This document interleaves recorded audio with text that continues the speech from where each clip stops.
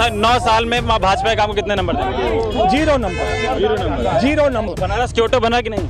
टोटो नहीं सोक्यो बन करके झोटे हो गए। रेलवे में सबसे ज्यादा वैकेंसी होती, वो तो आपने बेच के रख दी। एयरपोर्ट आपने बेच के रख दिया।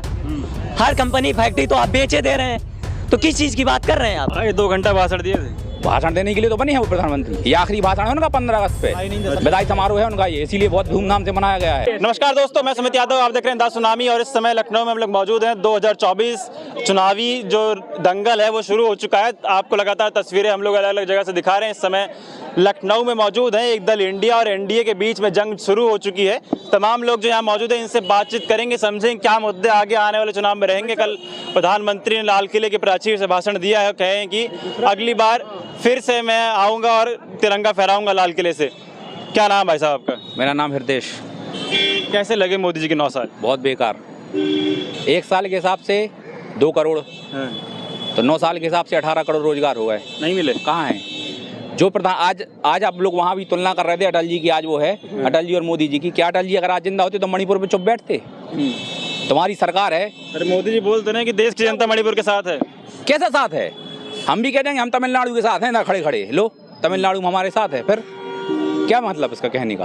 तुम बोले नहीं, सदन पूरा विपक्ष बुला के पागल हो गया, थक गया पूरा, लेकिन मजा ले कोई बुला पाया उसको प्रधानमंत्री जी को अंदर सदन के अंदर। 2 घंटा भाषण दिए थे। भाषण देने के लिए तो बने हैं वो प्रधानमंत्री। ये आखिरी भाषण है उनका 15 अगस्त पे, विदाई समारोह है उनका ये, इसीलिए बहुत धूमधाम से मनाया गया है। आप विदाई समारोह बता रहे हैं, वो बोल रहे हैं अगली बार फिर आऊंगा भाषण दूंगा, मतलब लाल किले से झंडा फहराऊंगा। हमारे थोड़ी है मोदी जी, कई 1000 साल की उम्र लेके थोड़ी आए धरती पे। नहीं, कोई नहीं है। आखिरी विदाई थी हो गई अब। अरे अभी जिनको उम्र बहुत, जिनको 70 साल में गालियां नहीं मिली, उनको 10 साल 8-9 साल में गालियां मिलने लगी। बताइए कौन सा काम इनका है जो जनहित में हुआ हो? एक भी ऐसा काम नहीं, ऐसा काम बताओ तो जिसमें मुस्लिम ना आता हो। मोदी को हटा दीजिए। 370 हटी, इनको क्या फायदा है 370 से? बताओ, ये बता दें 370 से इनको क्या फायदा है? बता दो इनको क्या फायदा है। मोदी साहब नाराज हैं, किसको लाएंगे फिर? कोई भी आए, इंडिया गठबंधन हुआ है, इसी से कोई बनेगा प्रधानमंत्री। हमें नहीं फायदा, तो मणिपुर की घटना से यहाँ बात करने से आपको क्या फायदा? क्या भैया, क्या नाम बता? सुशील सिंह, नाम बता दीजिए। सुशील सिंह। ये कोई तुलना है? तुलना बनाओ। जब 370 हमारे देश में है, जिस जहाँ के लिए कानून लगा, अरे फिर वही कुलदीप सिंह सेंगर, जब 370 ये इनके सांसद 4 सरेआम वीडियो में किसानों किसानों पर मणिपुर में भी भाजपा की सरकार है। अब की बहुत हुआ महिलाओं पे अत्याचार, अब की बार मोदी सरकार का नारा दिया गया था। आज से नहीं चल रहा, आज से नहीं चल रहा, बहुत पहले से चल रहा है। अच्छा, हाँ, बहुत पहले से, बहुत था। आज का नहीं। उत्तर प्रदेश में बहुत पहले चल रहा है। चिन्मयानंद नंगा करके मसाज करा रहा था। कुलदीप सिंह सेंगर लड़कियों को नोच रहा था। लखीमपुर खीरी में वो किसानों पे गाड़ियां चला रहा था। आज बाहर है जेल के। बताओ जेल के बाहर क्यों है वो? यार उस पे मत जाओ, लो उस पे मत जाओ। इस पे बोल रहे हैं कि इधर आगे बात कीजिए ना। राशन पे चले जाओ, राशन पे चले जाओ, राम मंदिर पे चले जाओ, मुद्दों पे नहीं जाओ भाई। नहीं, मुद्दों पे नहीं जाओगे। मुद्दों पे जाओगे तो फिर देश खतरे में हो जाएगा। तुलना पाकिस्तान से करते हैं। अगर आगे बढ़ना है तो हम तुलना अपने से बड़े से करेंगे। यार हमको उस जैसा बनना है, जो नीचे है उससे तुलना करेंगे हम। वो खुश हो जाए, अरे यार उसके पास कुछ नहीं है, देखो मेरे पास सब है। चीन से तुलना कर, अमेरिका से चीन से सबसे तुलना हो रही है। विश्व गुरु बन गया देश। काहे के विश्वगुरु यार? इनका जो दोस्त था ट्रम्प, एक से भारतीय जनता पार्टी नरेंद्र मोदी सिर्फ अपने कार्यालय के जो सबसे हेड मानते हैं, आरएसएस का हाफ चड्डी वाले के भी चैलेंज देता हूँ, उसी को सिर्फ विश्व गुरु कार्यालय के ही बना के दिखा दे बस। विश्व गुरु अगर सिर्फ अपने कार्यालय के ही बना के, विदेश में डंका बजने लगा भारत का है कि डंका यार? कौन से राष्ट्रपति उसका पैर छूने गया बताओ? कभी देखे हो यार बड़े भाई? कभी देखे ईमानदारी से बताओ? इतना पत्रकार हो, सब कुछ है यार, सब डंका नहीं बज रहा है। तो फर्जी मदारी लोग का डंका कोई भी बजा देता है। अभी रोड पे एक मदारी खड़ा हो जाए, पूरी भीड़ जुट जाएगी, ताली बजा देगा। हाँ मोदी जी जैसे हिजड़ों मदारी कह रहे हैं। हाँ, प्रधानमंत्री को मदारी बोल। देश के प्रधानमंत्री लास्ट है अब ये लास्ट है 2024 में खत्म। ये 15 अगस्त लास्ट था, वो अब खत्म है। जनता एकदम मन बना ली है। मोदी जी की, रुक जाओ, मोदी जी की माता जी का निधन हुआ, ठीक है? मोदी जी की माता जी का निधन हुआ। मोदी जी की पत्नी को नजरबंद कर दिया गया घर में, उनको अंतिम संस्कार में नहीं जाने दिया। कौन से रास्ते जो खुलने वाले थे? सबसे आज भी वो महिला 4 पुलिस वालों की निगरानी में रहती है। हिंदू संस्कृति, सनातन संस्कृति में महिलाएं नहीं जाती हैं अंतिम संस्कार। अरे घर में तो जाती हैं, देखने तो जाती हैं, लाश को देखने तो जाती हैं। हम थोड़ी कह रहे हैं कि तुम शमशान घाट पे लेके जाओ।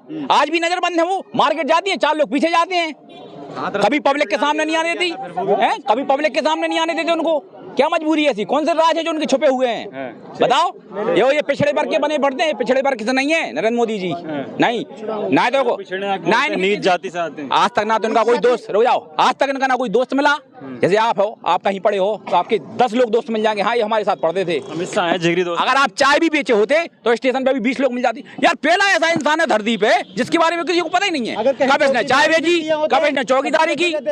जिस उम्र में ये कहते हैं कि हम ग्रेजुएशन कर लिए थे, उस समय देश में नौकरियों की भरमार थी।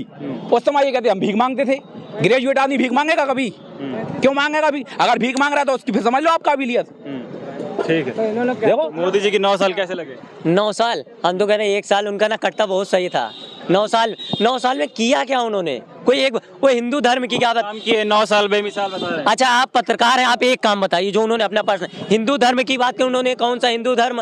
प्रधानमंत्री जी का जाल बिछा दिए, राम मंदिर अयोध्या में बन रहा है और उसके बाद तमाम राशन बांटा गया मुफ्त में, 2-2 हज़ार रुपए किसानों को आ रहा है। हम सारे सवालों का आपका जवाब। राम मंदिर 22 मार्च 2019 को फैसला आया था, अभी तक राम मंदिर बना क्यों नहीं? पहली चीज ये बताइए। और हिंदू धर्म की बात करते हैं, उन्होंने कौन सा हिंदू धर्म निभाया? कौन सा हिंदू धर्म है उनका बताइए। और किसानों जो 2000 दे रहे हैं, अरे 2000 दे के मतलब किसान को खरीद रहे हो तुम? बताइए रोजगार मिल रहा है कि नहीं? अरे भैया रोजगार होते तो यहाँ ना खड़े होते हैं, रोजगार हो तो यहाँ ना खड़े होते हैं। एक रोजगार बताइए, कोई बताइए कहाँ मिल रहा है रोजगार? कितने लोगों को रोजगार दिया? अरे जहाँ मिलना था वहाँ रेलवे में सबसे ज्यादा वैकेंसी होती, वो तो आपने बेच के रख दी। एयरपोर्ट आपने बेच के रख दिया, हर कंपनी फैक्ट्री तो आप बेचे दे रहे हैं। तो किस चीज की बात कर रहे हैं आप? जो अपने आप को सबसे बड़ा कोई चीज एक बताइए जो उन्होंने अपना एक काम बता दे मोदी जी, हम जिंदगी भर भाजपा का सपोर्ट करेंगे। तो गजाल बिछा दिए, इधर बिछा रहे इधर उखड़ रहा है। बुंदेलखंड एक्सप्रेस बनाए थे, इधर उद्घाटन बना के रहे, दूसरे इधर दिन। उखड़ रहा है। इतने बड़े बड़े गड्ढे थे कि गाड़ियां पूरी घुस जाए, 4 व्हीलर। बुंदेलखंड एक्सप्रेस जो बनाए थे अभी, उद्घाटन के दूसरे दिन।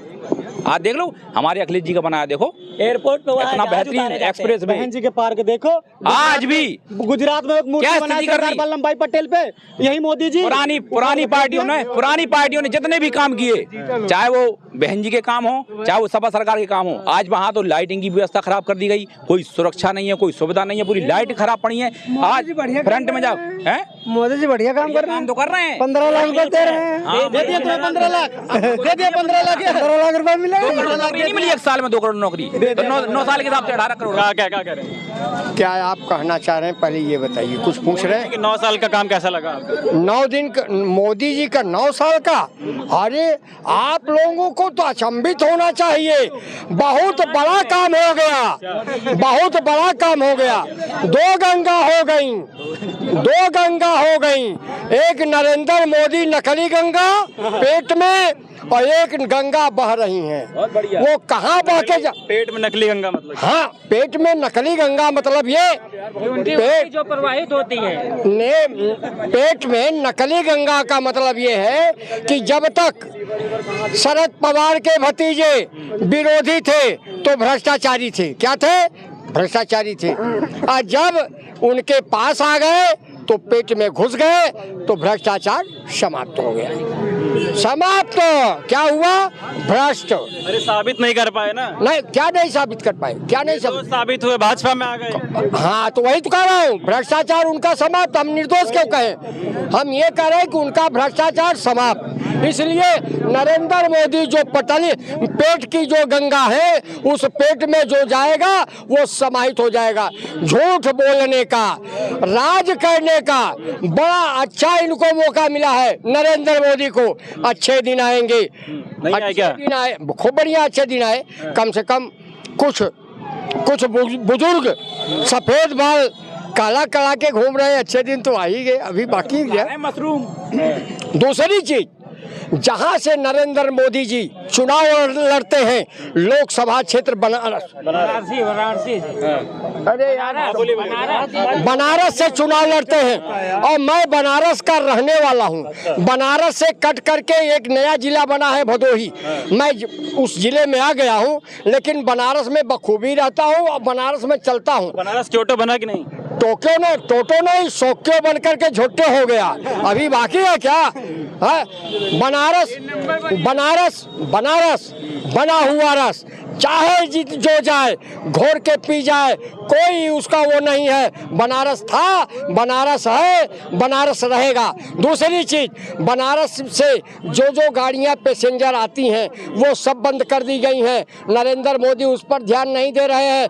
कालीन, भदोही का कालीन इस समय बखूबी कोई बुनने नहीं जा रहा है, इसलिए कि पैसेंजर गाड़ियां बंद हैं। ये कब तक बंद रहेंगी, क्या नरेंद्र मोदी बताएंगे? विश्वनाथ कॉरिडोर बनवा दिया क्या? ओह, काशी नरेश, बाबा विश्वनाथ पर तो पहले बोतल बाल्टी का पानी बाल्टी से पानी लोग डाल देते थे और ये घड़ा लेकर जाते थे, डाल देते थे। अब बाबा विश्वनाथ तू ही से पानी पी रहे हैं, तू ही से। भीड़ नहीं होती थी, जनसंख्या नहीं थी, इतना खूब जनसंख्या थी, खूब क्या 1 मिनट में बात करें। 1 मिनट में ही होती है बात। आप इतनी देर तक लोगों को 2-2 बार टाइम दे रहे हैं। मैं कह रहा हूं, पहले तो स्वर्गीय अटल जी की 5वीं पुण्यतिथि है मेरी तरफ से और इंडिया की तरफ से, इंडिया गठबंधन की तरफ से उनको बहुत बहुत श्रद्धांजलि। दूसरा, हाँ, मैं गठबंधन के साथ हूँ क्योंकि मैं उनका नाम नहीं लेना चाहता जो आज मोदी के साथ है। वो उस चीज को हकदार नहीं है कि वो उनको अटल जी को श्रद्धांजलि दे, क्योंकि उन्होंने जो देश के लिए किया। आज मैं अभी बताना चाहता हूं, जब कल प्रधानमंत्री लाल किले से बोल रहा है तो क्या हमने देश की आजादी हम क्यों मनाते थे? क्योंकि हमारा देश आजाद हुआ था। काम कैसा लगा आपको? नहीं, आप 1 मिनट आने तो दीजिए, मतलब की तो बात सुनिए, फिर आपको समझ में आएगी ना। 1 मिनट रुको। देश की आजादी क्यों मिली थी? हमारी कुर्बानियां याद नहीं करी जाएंगी लाल किले से? भगत सिंह, चंद्रशेखर आजाद, सुभाष चंद्र बोस और न जाने कितने देशभक्त जिन्होंने देश पर कुर्बानियां दी। और आप सिर्फ और सिर्फ जब भी सत्ता बोलते हैं लाल किले से तो आप सिर्फ और सिर्फ प्रोपोगंडा सरकार बन जाते हैं, सिर्फ अपनी उपलब्धियां गिनाने लगते हैं, चुनावी मूड में आ जाते हैं। ऐसा क्यों होता है? जब भी कहीं कोई भाषण करने जाते हैं आप कांग्रेस के खानदान को कोसते हैं, सापा के खानदान को कोसते हैं, है ना? कई पार्टियों को आप ऐसे ही कोसते हैं। तो ये आचरण होना चाहिए प्रधानमंत्री का।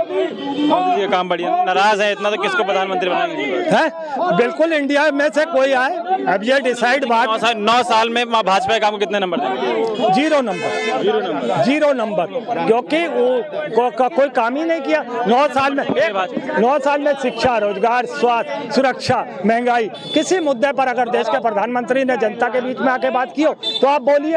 आप तो जबरदस्ती बार मेरे हाथ से माइक हटा रहे। 1 मिनट, माइक हटा रहे, आप हटा लीजिए माइक। आपको अगर मुझे नहीं दिखाना और आप मोदी भक्तों को दिखाना चाहते हैं तो आप दूसरी तरफ कर दीजिए, मुझे कोई मतलब नहीं। मैं वही कहना चाह रहा हूँ, मैं वही कहना चाह रहा हूँ। देश का प्रधानमंत्री कहता है परिवारवाद, कांग्रेस को पानी पी के कोसता है। तो क्या राजनाथ के बेटे को निकालेंगे? क्या राजनाथ के बेटे को निकालेंगे? क्या अमित शाह के बेटे को हटाएंगे? क्यों? इसलिए भाजपा का परिवारवाद नहीं है, बाकी पार्टियां परिवारवाद है। हमारा एक मिनट, मेरी बात तो कंप्लीट हो। हमारा परिवारवाद है, इनका परिवारवाद नहीं है। उनका परिवार कौन है? भाई तक नहीं उनकी सुनिए, बीवी बच्चे। मेरी बात सुनिए। राजनाथ सिंह के लड़के पंकज सिंह विधायक है कि नहीं? ज्योतिरादित्य सिंधिया विजय उनके परिवार के लोग आए कि नहीं? अरे सवाल सुनिएगा तब जवाब दीजिएगा। संजय निषाद उनके गठबंधन में है कि नहीं? उनका परिवारवाद है कि नहीं? ओम प्रकाश राजभर उनके गठबंधन में है, परिवारवाद है कि नहीं? अरे पूरा खानदान है उनका, पूरा खानदान है, पूरा खानदान। के लड़के अरविंद राजभर, संजय निषाद के लड़के, और दूसरा एक घर से दूसरा तीसरा बताइए। मेरा जवाब और सुनिए। अखिलेश के पूरे खानदान है वहाँ पे, पूरा खानदान। आप भी आ जाओ। कहाँ आ जाए? हमको कहाँ ले लेंगे? हम यादव का, हम यादव नहीं है। बात नहीं समझ रहे। ये कह रहे हैं ना उनका पूरा परिवार आ गया। बीजेपी वाले भी अपने पूरे परिवार ले। एक मिनट, नहीं लाएंगे तो जो लाए वो उनको वापस करवा लीजिए। दूसरा कहाँ है? ठीक है, समझ गया। परिवारवाद पे काफी लंबा भाषण कल प्रधानमंत्री ने लाल किले के प्राचीर से दिया था। आप लोगों की क्या राय है कि भाजपा में परिवारवाद है या नहीं? कई लोग आरोप लगाते हैं, तो आप लोग भी अपनी बात बताइएगा। फिलहाल ये वीडियो मैं खत्म कर रहा हूँ, लेकिन 2024 से पहले क्या माहौल है? भाजपा का काम 9 साल में आपको लोग कितना बढ़िया लगा? क्या प्रधानमंत्री दोबारा लौट के आएंगे या नहीं? ये आप लोग बताइए कमेंट बॉक्स में। फिलहाल ये वीडियो मैं खत्म कर रहा हूँ। आप लोगों से मुलाकात अगली वीडियो में होगी। जुड़े रहे हमारे साथ, तब तक नमस्कार।